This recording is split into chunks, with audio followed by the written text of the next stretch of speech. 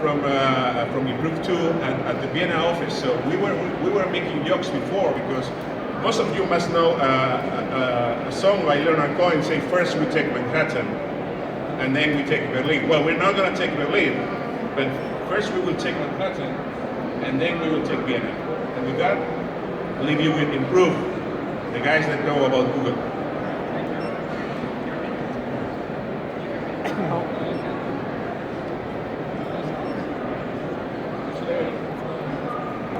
All right. Okay, thanks for having me. I'm glad to be in Spain, and especially at this conference. So actually, it's not just us here, it's also my Spanish team, Antioco, from our Madrid office. And yeah, I'm glad to be here. Buenos dias, I guess you say, so I know my Spanish really sucks. At the same time, I still want to introduce you to a new language, and I actually want to introduce you into Google and how Google speaks. Actually, it's going to be a crash course of just a couple of minutes and of the most important facts that I think you guys should know. And obviously, everyone is talking about Google in one way or another, right? So there's so much coverage in the media, and a lot of the rumors are true. A lot of the rumors are completely wrong. There's so much speculation, and honestly, there's a lot of wrong information out there too. And I want to bring it all together and basically give you a wrap-up of what are important things to know. So, I'm gonna get you Google Visitor Pass, and I'm gonna take you inside the Google Plex and show you what's behind the doors. Or when I say I, it's actually Lucas and myself. And when Lucas and me started at Google, one of the first things that we actually learned the very first week in Google was that data beats opinion. And one of the most, staggering facts I learned at Google is that 70% of all websites across the world are accessed through Google. So there's so many avenues coming to a website. There's Facebook, there's Twitter, there is what have you. But to this date, still 70% of all traffic actually comes through Google. And that's why we actually started Improve, because we believe that if we can get some websites to 70%, that's a good achievement. I would assume that most of your sites are not at 70% Google traffic right now, which is why you are here. And I hope you have some takeaways from this session, so we can actually get you to 70%. Out of those 70% traffic, approximately 80% is organic traffic and 20% is paid traffic. So if you look, I guess most of you guys know that. If you look at your average Google search results, you have like your ads on top, and then below your organic non-paid results. For the paid results, actually, Lucas is the expert. That's the team he comes from, and I've been working on the organic search team. Yeah, and I would say let's jump first into the paid part. Can you? Oh yeah, sure. Hello guys, hola. So yeah, paid is my world, so let's just jump right into it. Yeah, as you can see, like with those two circles, there are two different worlds when it comes to search results. So the organic search results and the paid search results. However, as you can already see as well, is that we do have an overlap between the two of those. Oh, I forgot this. Oh. Sorry guys. Yeah, just some quick fun facts about those two worlds. When we talk about organic, we mostly talk about long tail keywords, we talk about evergreen content, and we talk about, in general, lower search volume. When we do talk about paid traffic, we talk about broad match keywords, competitive keywords, and pretty generic keywords. So yeah, those are the fun facts. However, as we actually, I want to talk about the overlap. We're gonna see we have to talk about the most relevant keywords, because for your most relevant keywords of your website, we have to make sure, or you guys have to make sure, that you get it covered with the organic search and the paid search. So how should we do that? In this case, we call it an alignment process between organic and paid. So, okay, alignment. What's alignment? So, first of all, you have to derive what are the most important, the most relevant keywords for your websites.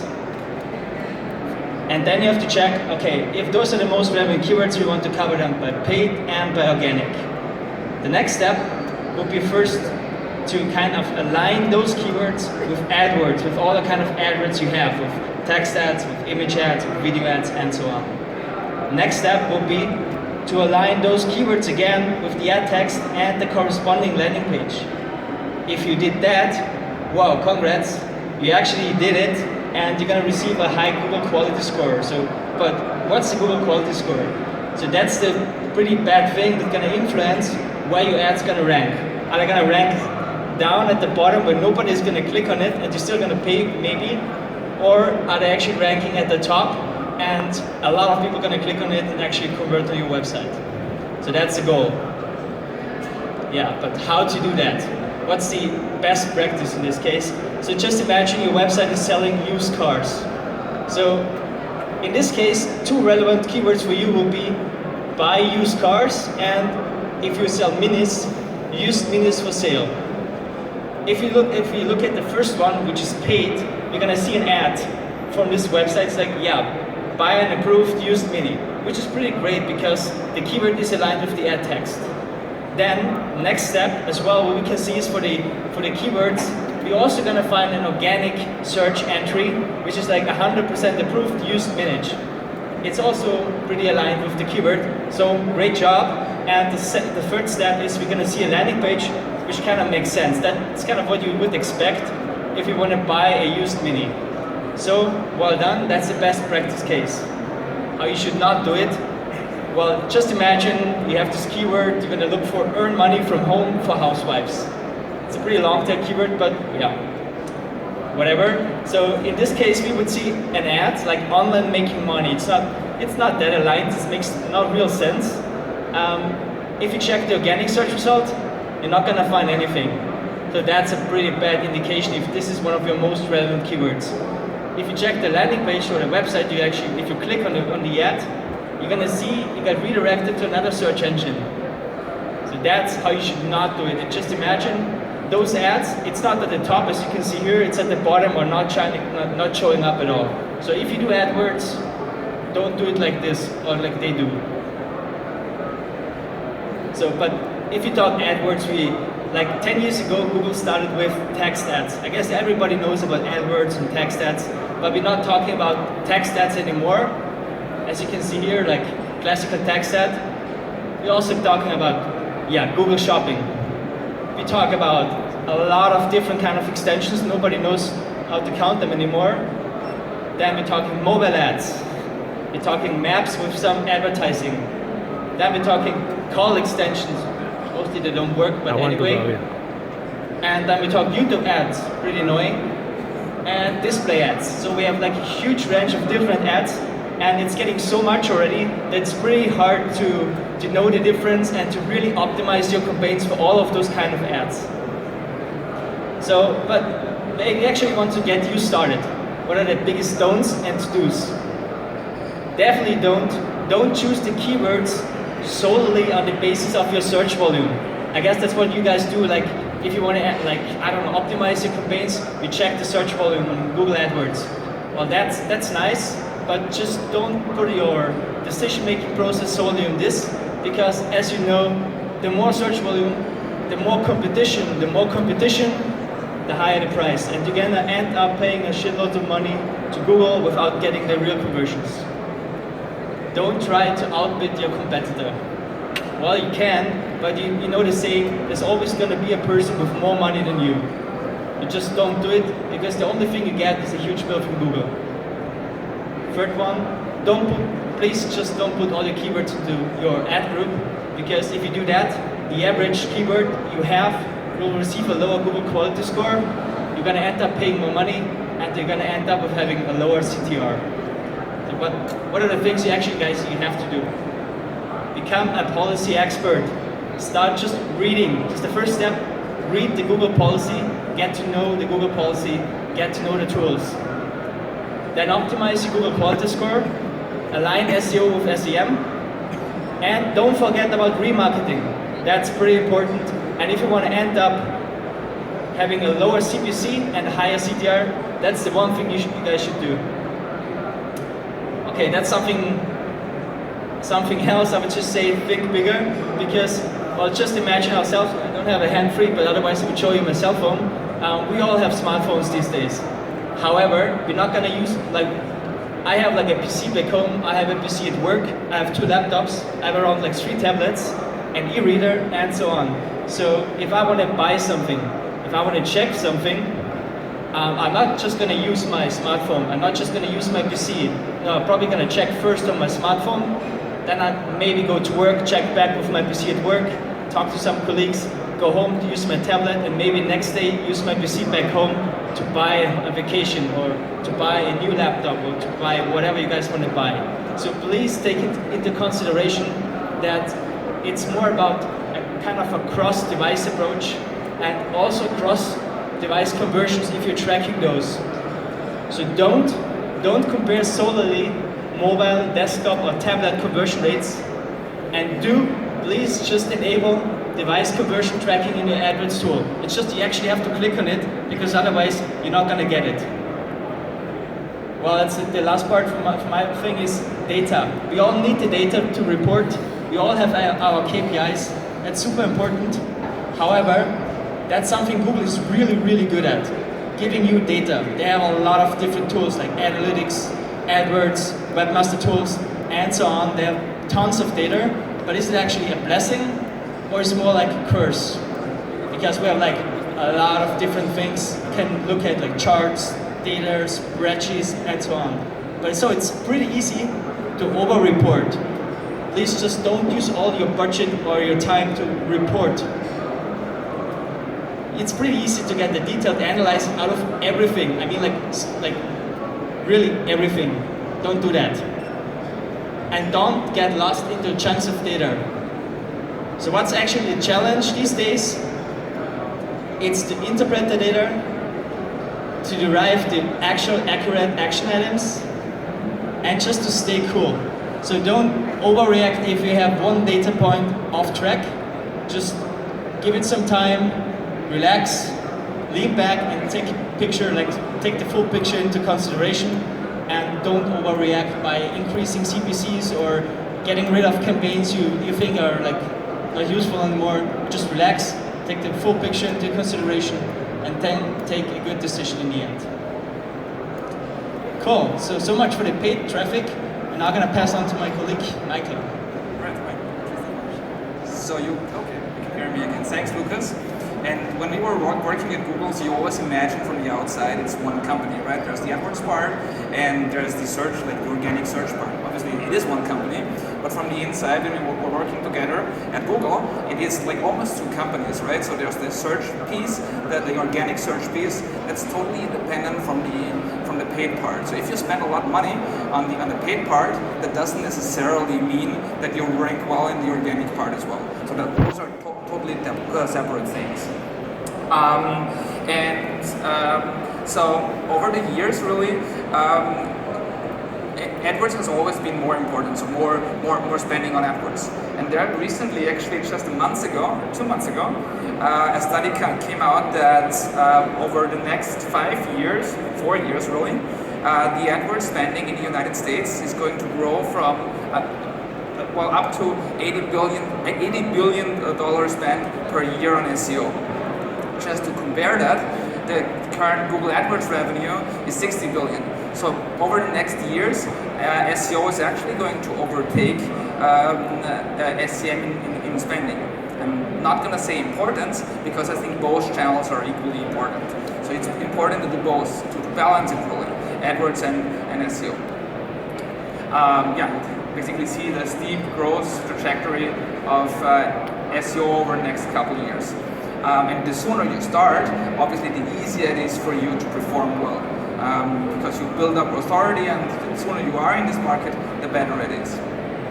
And the simple reason for that is that due to the competition in AdWords, the AdWords CPCs became really high.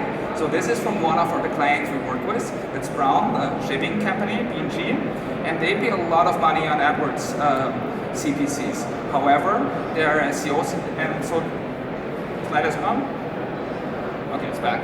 So they pay roughly 91 cents per click on AdWords in Germany, I think that is. And we did the same comparison for SEO. So what's the cost of SEO, cost per clicks? And the first year, your SEO cost per click is roughly 10% of the AdWords cost. In the second year, it's even lower because it's less effort. In order to make this happen, there are three areas that are really important. So there's linking, there's content, and there's technical part. And I'll briefly touch each of those topics and explain you a little bit what is really important. I think a very common mistake is that people spend too much or give too much attention to the technical part and not enough attention to link building and content. So when we look at the technical part, really don't boil the ocean. Look at only the really important factors. So if you spend 80% or 90% of your budget on the technical SEO part, you're probably wasting your time and you're not going to see the return on investment. So the three, common mistakes or three things that really matter. So the first one is, sounds kind of technical, is hreflang, and it basically means that you tell Google for which country the content you have is relevant for. You see that very often that in the UK, US content is ranking, or in Spain, you see content from other Spanish-speaking countries ranking. Now, obviously, that's a really bad user experience, and also really bad for your conversion rate. It's easy to solve that. There's a little code snippet, it's actually that long, that you need to implement into your source code, and basically tell Google, hey, this is Spanish content for Spain, this is Spanish content for Argentina, and so on and so forth. Second piece is rich snippet. So you all know your regular Google search results, but you can make them a lot nicer. So you can add images next to it, you can have this little star rating, and also you can have additional snippets in the description. So it makes you stand out more than all the other results. I guess it's kind of a no-brainer, but still a very common mistake, a very common not used opportunity. And the third thing is that in the migration or relaunch phase, really talk to your SEO guys. We have seen so many sites that actually did everything right, and then at some point they decided to launch a new website or change their URLs, and from one day to the next one, they lost all their traffic. And once this has happened, it's very expensive to recover it. In the phase before, so I see some nodding heads there. So once that has happened, it's very difficult to recover. But in the phase 2, until the migration happens, actually the SEO guy can do a lot of things that will help you to rank better afterwards. And on top of that, there's a million simple technical things, but don't get carried away and don't do too much on the technical side. Now, on the content piece, I put that in red for a good reason, because it's probably the most challenging piece. I could talk about content possibly for 2 more hours, so the kind of content Google expects, and try to give you a simple example. Google is like a quiz show. It's always the best answer wins. So you need to be fast, and you need to give the right answer fast. To give you an example, say we search for tapas in Madrid. Google expects certain kind of content. I know it's a little hard to read, it's just an example, I'm going to help you out in a minute. So when you search for tapas in Madrid, Google is expecting, or the user, you guys, are expecting certain words in this article, right? So the words that you would expect are croquetas and Madrid, obviously, and I don't know, you probably know the terms better than me. If you don't use those words, you're not going to rank. To give you an example, this is the site of the Madrid tourist board or something. This page doesn't rank. And the reason it doesn't rank is they're just not using the right words. So you see right here on the orange bar, the words that Google is expecting, and the green dots, the words that they are actually using. So most of the words that Google is expecting, they're not using. So imagine, to give you another example, you had an article about the best, most popular smartphone. And if you would not mention iPhone in this article, that's kind of weird, right? And so Google would never rank you with this article because it's not relevant. The same thing is if you're not mentioning, I don't know, croquetas in an article about tapas in Madrid, you're not going to rank because it's not relevant. So what I strongly, probably the most this is what changed over the last year or so. It's probably one of the most important tasks in SEO these days, to understand what kind of content the user wants and deliver exactly that content.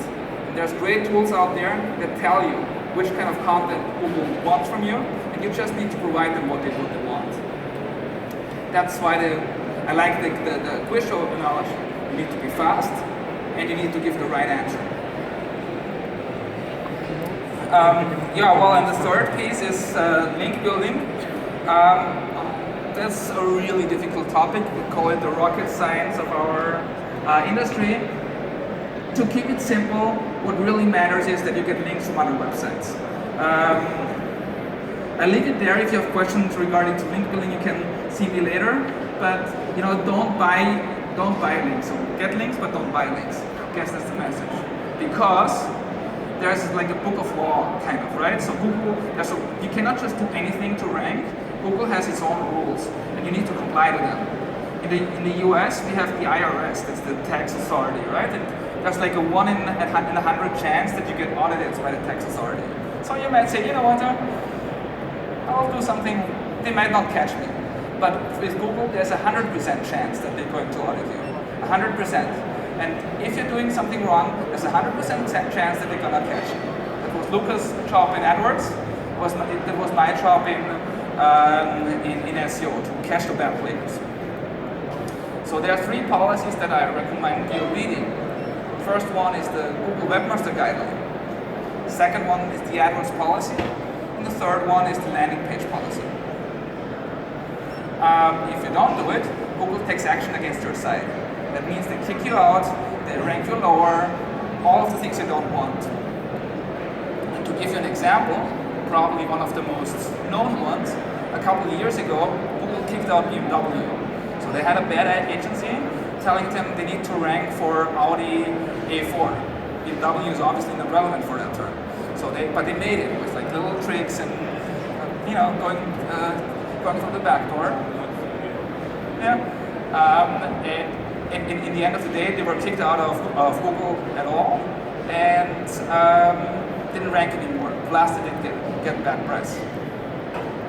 Another example for smaller businesses. So this didn't kill BMW, obviously, but for smaller businesses, if you have 80% of your traffic coming from Google, if you lose that traffic, that's really bad for your business, right?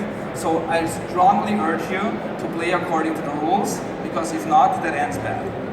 And there's a lot of famous brands around the world that have been hit by Google one way or another, and encourage you to not put your brand on this list too.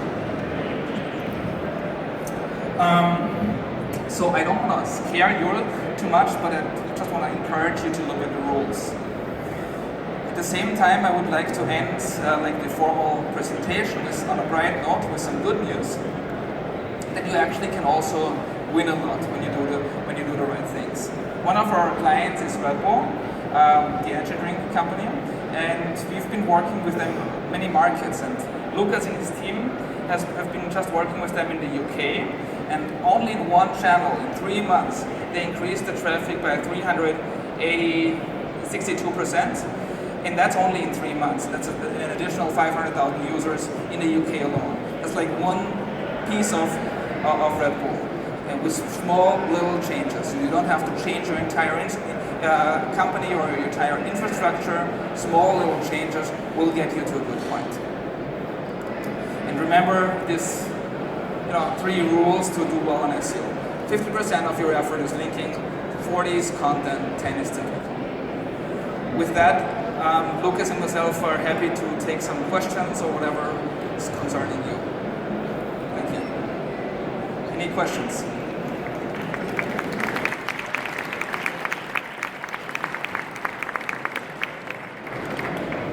Any questions? No questions?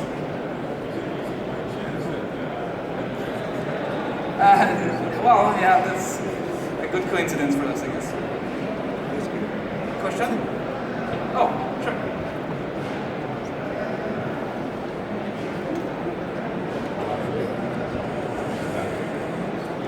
Good morning. Well, good afternoon for you guys. I guess you are not going to share with us the precise algorithm of Google, so I better do another question for you. How important is for Google when your website, for instance, is the name that most of the people search when they try to look for your service? For instance, if you would like to do sports betting, for instance, and your website is sportsbetting.com, how important is that, the name of the website? And the second quick question is, if you do paid advertising and competitors are not doing paid advertising, how important is for Google in order to give you a better position in the search? Thank you. Okay, that's a very good question. So I start with the second question. It doesn't matter at all. So if you do AdWords or not, it doesn't matter at all for the organic rankings. It's totally separate. For the first part, how important is the brand name?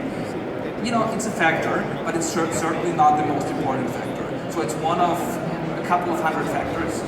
What's even more important is to be a brand. So one of our other clients is Speedway. So they have like a better chance of ranking because they're a brand. You know, having sports betting or whatever in your URL, okay, it's one of many factors, but don't change your URL just so you have that word in your URL. Does that answer your question?